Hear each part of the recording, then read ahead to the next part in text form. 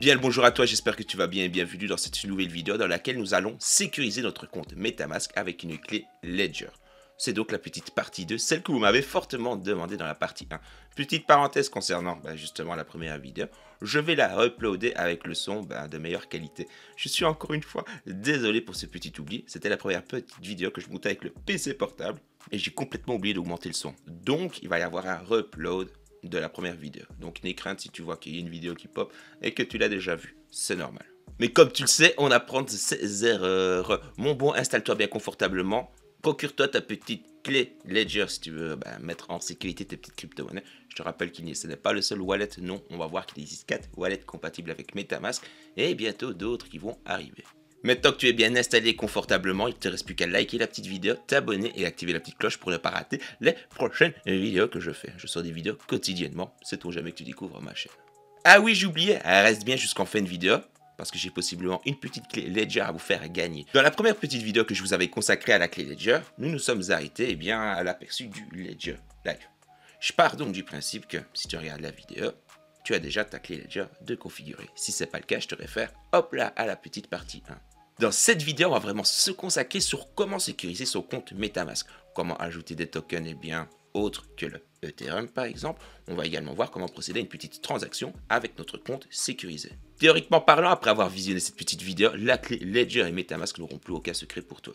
On se rend directement sur MetaMask parce que le but de la vidéo, encore une fois, c'est de sécuriser notre wallet pour ne pas te retrouver back-end et te retrouver avec un MetaMask vidé, n'est-ce pas? De base, voilà MetaMask. Donc tu as ton premier petit wallet. Tu vas voir que dans le compte, j'ai un wallet que j'ai appelé Do Not Use, ne pas utiliser en gros. Et en dessous, tu vois qu'il y a Ledger 1. Parce que oui, j'ai déjà configuré un compte MetaMask avec la clé Ledger. Tu peux voir, si on doit comparer les deux, que ici, il est bien stipulé Ledger. En gros, on va pouvoir se connecter à notre compte MetaMask, mais on ne va rien pouvoir faire. Tu ne vas pas pouvoir signer de contrat. Tu ne vas pas pouvoir, le plus important, procéder à une transaction sans avoir ta clé Ledger de connecter. Et de toi à moi, c'est le moyen le plus sécurisant, entre guillemets, pour ton wallet MetaMask. Mais donc, Ace, comment fait-on pour pouvoir avoir justement notre hardware wallet comme toi, Ledger? Une fois que tu as cliqué en haut à droite sur la petite bulle, entre guillemets, là où tu retrouves tes comptes, tu vois donc le premier wallet, qui a une adresse bien spécifique. Personnellement, je ne vais jamais l'utiliser. Pourquoi? Parce que ce compte MetaMask-là, cette adresse MetaMask n'est pas protégée par la clé. En dessous du compte Ledger, tu peux voir qu'il y a créer un compte. Ça, créer un compte, on s'en fout. Ce n'est pas nécessaire pour nous. Importer un compte, on s'en fout. Ce qui nous intéresse, c'est connecter un portefeuille matériel.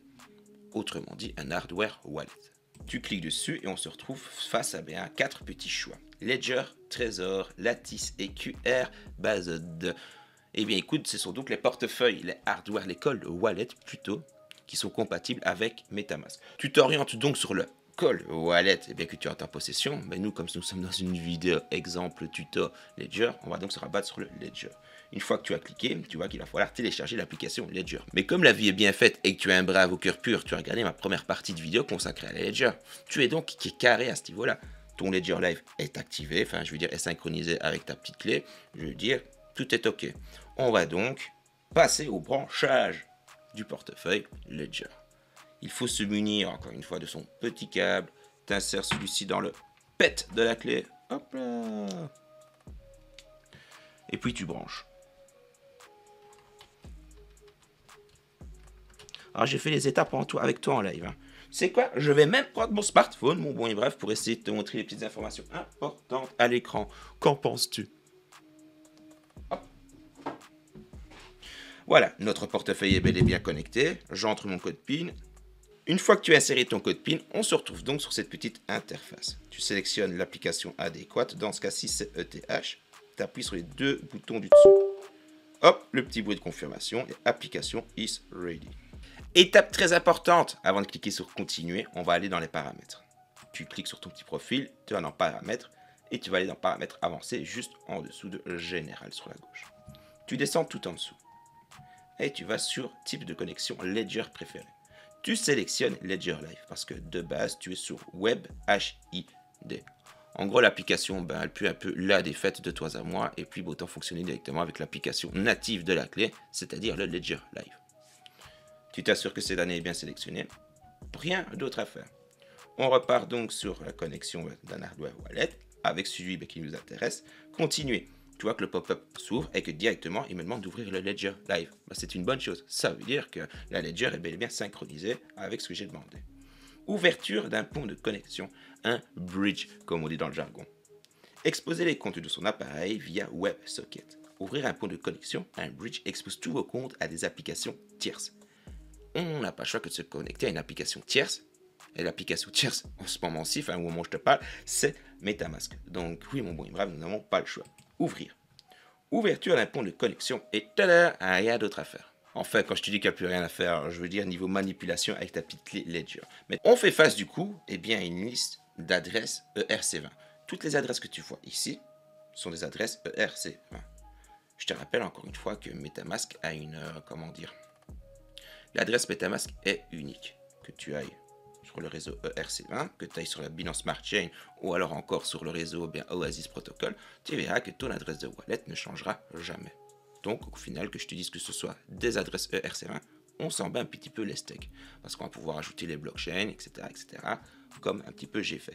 J'ai ajouté la blockchain Avalanche, la blockchain Emerald, donc la blockchain rattachée à l'Oasis Protocol, l'adresse Polygon, la blockchain Polygon, et la célèbre Binance Smart Chain, la BEP20. Donc ça, ce sont des manipulations que tu vas pouvoir faire manuellement. Si tu galères, n'hésite pas à en faire part dans l'espace commentaire, l'espace adéquat. Et puis, je te rabats surtout sur le petit groupe Telegram. Les gens, j'ai la chance d'avoir une communauté assez bienveillante. Donc parfois, n'hésite pas à venir dire bonjour et puis poser des questions si tu as des questions à poser. On fait donc face à la sélection d'un compte. Mon premier wallet, si je clique ici, celui-ci, Ledger 1, donc comme tu peux le voir, correspond à ici. De base, j'ai envie de te dire, sélectionne l'adresse que tu préfères, pars sur la numéro 1. Une fois que tu as sélectionné l'adresse de wallet qui tu voulais, tu cliques sur déverrouiller. Tu te retrouves donc avec un nouveau compte MetaMask, avec une adresse différente du premier compte. De 1, tu vois qu'elle est rattachée à la Ledger, et de 2, elle s'appelle Ledger numéro 1. Je te confirme bien que celle-ci, ça se termine par 6363. Et ici, ça se finit par 1A72. Deux adresses bien distinctes. Tu peux donc ajouter les blockchains que tu le souhaites. Je te le rappelle, Avalanche Network, l'Oasis Protocol, le Polygon, Binance Smart Chain et toutes celles qui sont compatibles avec MetaMask. Du côté du réseau BEP20 de mon MetaMask Ledger, tu peux voir que j'ai un petit peu de BNP, de quoi couvrir les frais, parce que je vais te faire un petit exemple comme je te l'ai dit. Je vais te montrer maintenant comment ajouter un token sur MetaMask. On va ajouter des Gallion tokens, mon bon. On va donc dans le CoinMarketCap, on cherche l'adresse adéquate, on copie-colle l'adresse, et après je vais te montrer le petit exemple avec l'USDT et je vais te l'ajouter directement vers MetaMask. C'est vachement plus, moins prise de tête de toi à moi. Tu vas donc sur la blockchain qui est en rapport avec ton token. Pour le coup, Gallion est rattaché à la Binance Smart Chain. On clique donc sur importer les tokens. On colle simplement sur jeton personnalisé. De temps en temps, il se peut qu'il y ait deux onglets. Mais écoute, nous on se rabattra toujours sur le jeton personnalisé. On colle l'adresse. Tu vois que le symbole, je ne peux pas l'écrire et que c'est bel et bien le Gallion et que les décimales sont bel et bien 18 fins. Il ne te reste plus qu'à ajouter le token. Ajouter un token. Gallion token solde 0. Et oui, étant donné que je n'en ai plus aucun, pas eu la chance de pouvoir les stacker. Par contre, je vous ferai une petite vidéo stacking dans quelques heures. Importer les tokens. Parfait. Maintenant, je vais ajouter les petits USDT pour pouvoir te faire le petit exemple. Nous repartons donc sur le CoinMarketCap. USDT. Hop là, on va l'ajouter en BEP20. Pourquoi? Parce qu'on ne va pas utiliser le RC20. Je ne vais pas payer des frais alors que j'ai la possibilité d'utiliser la Binance Smart Chain. Et je vais cliquer directement sur la tête du petit renard. Je clique. Ajouter. Oui, comme tu peux le voir, le solde.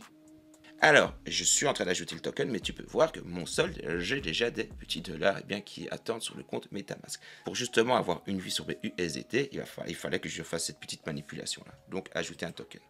J'ajoute mon token, on revient sur MetaMask.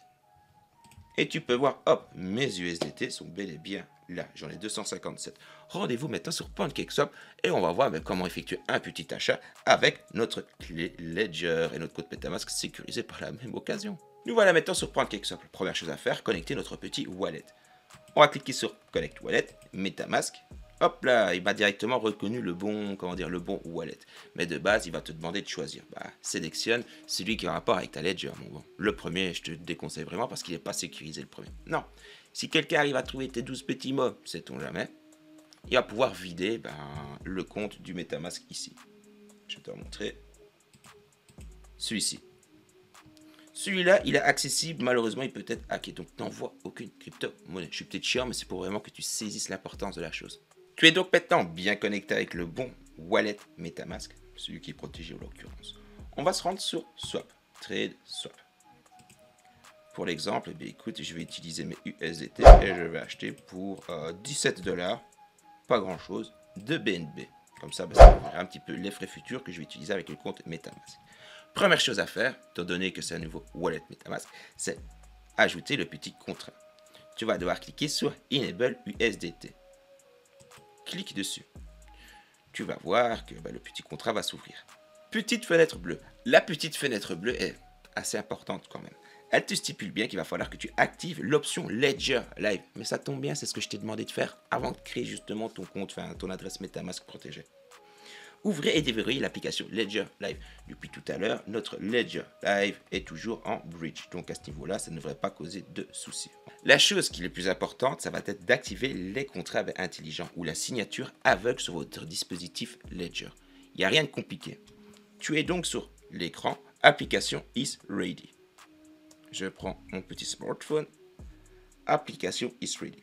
Tu appuies une fois à droite, une deuxième fois et nous voilà dans Settings. Tu valides encore une fois en appuyant sur les deux petits boutons et tu vois directement, et c'est ça qui nous intéresse, c'est Blind Signing. Quelque chose de ce style-là. Je sais que mon anglais est approximatif. De base, elle est sur Not Enabled. Tu appuies deux fois et elle doit être en Enabled. Une fois que c'est fait, tu peux sortir Back et après, Enjoy It, tu peux confirmer la chose. Hey, je comprends pas, ça fait 2-3 minutes, j'ai cliqué sur confirmer comme tu me l'as dit, mais rien qui se passe. Est-ce que tu as acheté un œil sur ta petite clé Ledger, mon bon? Non, je ne pense pas. Il ne suffit pas de l'avoir connecté, non, il va falloir que tu confirmes aussi manuellement, entre guillemets. Comme tu peux le voir à l'écran, il est marqué Review Transaction. On va une fois à droite, il est marqué type Approve, au final, il est en train de tout énumérer. Tu as même les fees, tu as tout. Une fois que tu es sur Accept and Send, il va falloir que tu cliques sur les deux boutons si tu es d'accord avec la transaction. Si tu n'es pas d'accord, tu cliques sur Reject. On clique donc sur Accept and Send. Application is ready. Et comme tu peux le voir, ça bouge tout doucement à l'écran. Pas de chance, un petit problème avec mon record, je vais devoir recommencer la petite transaction. Donc, ce qu'on vient de faire, c'est d'accepter le contrat. Avant, tu signais manuellement avec MetaMask. Signer, accepter, ok, la transaction s'envoyait. Sauf que maintenant, tout va passer par la clé Ledger. Je vais reprendre comme exemple le BNB, tout simplement, parce qu'il en faut toujours pour les frais, donc ma foi, autant vous faire un exemple utile. On va donc, non, je me trompe, on choisit du SDT, et c'est en dessous qu'on choisit la crypto-monnaie qu'on veut. On veut avoir, en gros, on va reprendre 10, comme ça, au calme, je sais bien que je suis large. On clique sur Swap. Le prix il a bougé, il n'y a pas de problème, on clique sur Accept. Je vérifiais que le record était bien parti. Le prix a encore changé, on accepte, on confirme le swap. MetaMask s'ouvre. De la même manière, il va te dire, assure-toi d'avoir bien, le ledger, d'activer dans les paramètres avancés et tutti quanti. Mais les petites manipulations que je t'ai dit précédemment, tu les fais une fois. Il ne faut pas les répéter systématiquement. Non. Il te prévient simplement. On clique sur confirmer. La transaction est partie. Comme tu peux le voir encore une fois sur ton MetaMask, sur sa petite clé Ledger en parallèle, il est marqué Review Transaction. Tu cliques à droite, Blind Sign. Donc, ok, pas de problème. Il te dit le coût en amount en BNB, 0. Il te donne l'adresse adéquate, le network à rattacher, donc c'est-à-dire la blockchain. Ici, c'est BSC, Binance Smart Chain. Il te donne les frais de notre transaction. Et ensuite vient Accept and Send. Si tu es d'accord, tu cliques sur les deux boutons. On vient de cliquer sur les deux boutons et tu peux voir confirme swap. La transaction a bien été envoyée et elle est en pending au-dessus. C'est vraiment comme à l'époque, entre guillemets, comme quand tu n'avais pas ta clé Ledger, tu confirmais sur MetaMask, clac, sauf qu'ici les transactions se font avec ta clé. Nous pouvons voir à l'écran que nous avons bien reçu nos précieux BNB, on vient de passer à 6 centimes, donc ça c'est parfait. On peut surtout constater que nos USDT ont bien baissé. J'espère de tout cœur que j'ai été le plus complet possible, risque d'être chiant par moment, pour pouvoir te débrouiller avec ta clé Ledger et surtout sécuriser ton compte MetaMask. Maintenant, tu sais comment configurer, lier les deux. Et tu sais surtout procéder à une petite transaction, accepter un contrat. Dans le cas où la vidéo t'a été utile, n'hésite surtout pas à la partager sur les réseaux et plus particulièrement à tes crypto friends. Sensibilise ces derniers quand même à la sécurisation de leur compte crypto parce que il y a quelques jours, je pense que tu es au courant maintenant, je me suis fait siphonner mon compte ICO. On apprend de ses erreurs. Donc si tu ne veux pas te retrouver dans le même cas que moi et dans le cas de plein d'autres personnes malheureusement, partage la vidéo. N'hésite surtout pas à effectuer le petit reste du combo parfait. Like la vidéo. N'hésite pas à me laisser un petit feedback dans l'espace commentaire. Sait-on jamais que j'ai sauté un point ou alors que je n'ai pas été clair sur un autre. L'espace commentaire est là. Et plus particulièrement le groupe Discord. Puis le plus important, abonne-toi et active cette petite cloche. Tâche de bien te porter mon bon et brave. On se retrouve dans quelques heures. Ah, tu crois que j'avais oublié le petit giveaway? Non, mon bon, c'était pour voir si tu suivais le cadeau de Nano Ledger X de ASDCoff par Bybit. Bon, tu te doutes bien, c'est en partenariat avec la plateforme. Comment participer au giveaway? Il va falloir participer au Bybit Trading Galore. Quelque chose ainsi. En utilisant le lien de ASDCoff, mon lien. Veuillez noter que si l'expédition de Ledger, du Nano Ledger n'est pas autorisée dans votre pays, nous vous enverrons des USDT à la place. Ma foi, toi, ce ne sont pas des enfoirés, c'est quand même cool. Le gagnant sera informé le 20 avril. C'est pas moi qui décide encore une fois des dates. Première chose à avoir, c'est un compte Bybit. Si tu n'as pas de compte Bybit, tu retrouveras un lien avec lequel tu vas pouvoir te créer un compte et bénéficier de 10 $ d'entrée de jeu in the pocket. Une fois que tu as ton petit compte Bybit, il va falloir que tu indiques ton UID. Il n'y a rien de compliqué. Te voilà sur Bybit, ton petit avatar, et tu vas voir en dessous de ton adresse mail ton UID. Tu copies-colles ce dernier. Et après, rien de compliqué, mon bon. Tu mets ton adresse avec laquelle tu t'es enregistré sur Bybit. Je te rappelle que c'est une connexion via email, donc ne te trompe pas. Et puis, chose qui est cool, c'est que Bybit vous donne quand même la possibilité de choisir. Tu peux soit recevoir le Nano Ledger X, ou alors 250 $. À ce moment-là, tu peux passer directement à l'étape numéro 4. Pourquoi passer directement à l'étape numéro 4 concernant les USDT? C'est qu'il n'y a pas besoin d'adresse de réception pour pouvoir livrer le colis, tout simplement. Dans le cas où tu as choisi le Ledger, et ça, personnellement, c'est ce que je te conseille, il va falloir que tu indiques ton nom, ton numéro de contact du destinataire, ainsi que le plus important, ton adresse. Je te le dis cash et je te le dis pour toute honnêteté, le GDoc, c'est pas moi qui le gère, c'est Bybit, d'accord? Donc, je n'en ai que faire de ton adresse, de ton nom et tutti quanti. Ouais. C'est comme les petits giveaways, on me demande vos adresses mail. Tu sais, les adresses mail, si tu l'as marqué, je t'ai jamais envoyé un seul truc. Non, j'ai autre chose à faire. Et puis, ton adresse de portefeuille en USDT. Pour pouvoir participer au giveaway, aux autres giveaways, le commentaire épinglé est là et te redirigera sur ces derniers. Eh bien, tu sais ce qu'il te reste à faire. Rendez-vous sur Twitter. Maintenant, je peux conclure la vidéo. À dans quelques heures et n'oublie surtout pas que tu es brave et que tu as le cœur pur.